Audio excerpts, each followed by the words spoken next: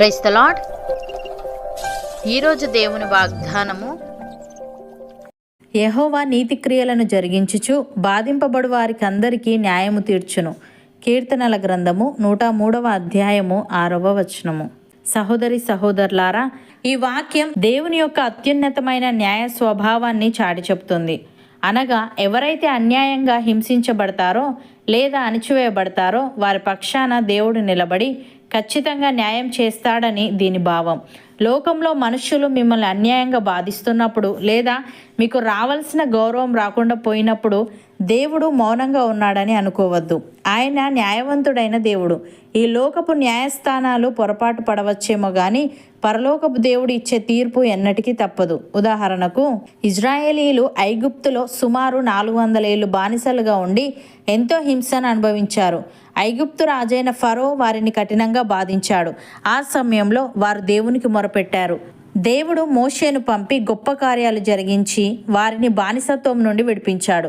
బాధింపబడిన ఇజ్రాయేలీలకు ఆయన విముక్తి అనే న్యాయాన్ని చేకూర్చాడు. అలాగే ఆహాబు రాజు మరియు అతని భార్య యెజబెలు కలిసి నాబోతు అనే వ్యక్తిని అన్యాయంగా చంపించి అతని ద్రాక్ష తోటను లాక్కున్నారు. మానవ దృష్టిలో నాబోతుకు అన్యాయం జరిగింది. అయితే దేవుడు ప్రవక్త అయిన ఏలియాను పంపి ఆహాబు మరియు యెజబెలులకు రాబోయే తీర్పును ప్రకటించాడు.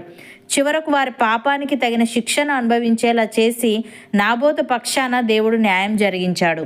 ప్రియులారా, దేవుడు చేసే ప్రతి పని నీతితో కూడుకున్నది. ఆయన ఎవరికీ అన్యాయం చేయడు. నీతి క్రియలు అంటే సత్యం వైపు నిలబడడం. మనుషులు తమ స్వార్థం కోసం ఒకరిని తక్కువ చేసి మరొకరిని హెచ్చించవచ్చు, కానీ దేవుడు హృదయాలను పరిశోధించేవాడు. మీరు యథార్థంగా ఉన్నప్పుడు ఆ యథార్థకు ప్రతిఫలం ఇచ్చేలా దేవుడు తన నీతిని మీ జీవితంలో కార్యరూపంలో చూపిస్తాడు. ఆయన కార్యాలు ఆలస్యం కావచ్చు, కానీ అవి ఖచ్చితంగా జరుగుతాయి. రెండవదిగా, బాధింపబడు వారికందరికీ ఆయన న్యాయము తీర్చును అని ఉంది. లోకంలో ధనవంతులు లేదా బలవంతులు సామాన్యులను బాధించవచ్చు. అధికారుల ఒత్తిడి కావచ్చు, కుటుంబ సభ్యుల వేధింపులు కావచ్చు, లేదా మన గురించి తెలియక ఇతరులు చేసే నిందలు కావచ్చు.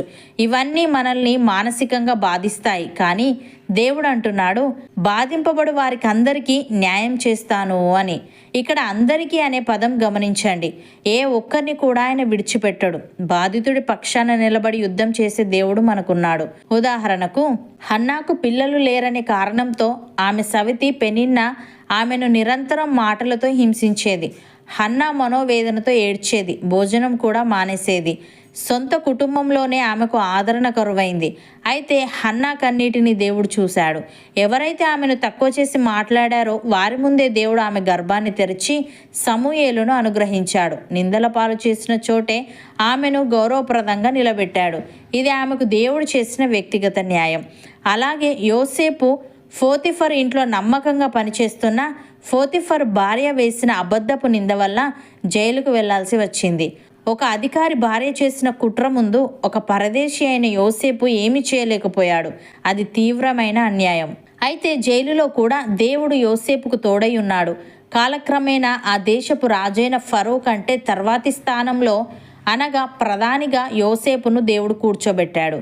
ఏ అధికార శక్తి అయితే అతన్ని అన్యాయంగా బంధించిందో అదే అధికారం అతని పాదాల చెంతకు వచ్చేలా దేవుడు న్యాయం చేశాడు. ప్రియులారా, ఈరోజు మీరు ఎవరి ద్వారా అయినా బాధింపబడుతున్నారా? ఎవరైనా మిమ్మల్ని తక్కువ చేసి మాట్లాడుతున్నారా? మీకు దక్కవలసిన న్యాయం దక్కకుండా ఎవరైనా అడ్డుపడుతున్నారా? మీరు మనుషులతో పోరాడవలసిన అవసరం లేదు. మీ పక్షాన దేవుడే న్యాయం తీరుస్తాడు. యోసేపును అతని అన్నలు బాధించి గుంతలో పడేశారు, కానీ దేవుడు అతనికి న్యాయం చేసి రాజుగా హెచ్చించాడు. మీకు కూడా అలాంటి గొప్ప విజయం దేవుడు ఇవ్వబోతున్నాడు. కృంగిపోకండి. దేవుని నీతి మీద నమ్మకం ఉంచండి. అవును అన్నవారు నాతో పాటు ప్రార్థనలో ఏకీభవించండి. పరిశుద్ధుడా, ప్రేమగల తండ్రి, నీవు నీతి క్రియలను జరిగించుచు బాధింపబడు వారికి అందరికీ న్యాయము తీర్చుదువని. ఈ లోకపు న్యాయస్థానాలు పొరపాటు పడవచ్చేమో, కానీ నీవు ఇచ్చే తీర్పు ఎన్నటికీ తప్పదని, నీవు చేసే ప్రతి పని నీతితో కూడుకున్నదని సెలవిచ్చావు. తండ్రి, నీకు స్తుతులు.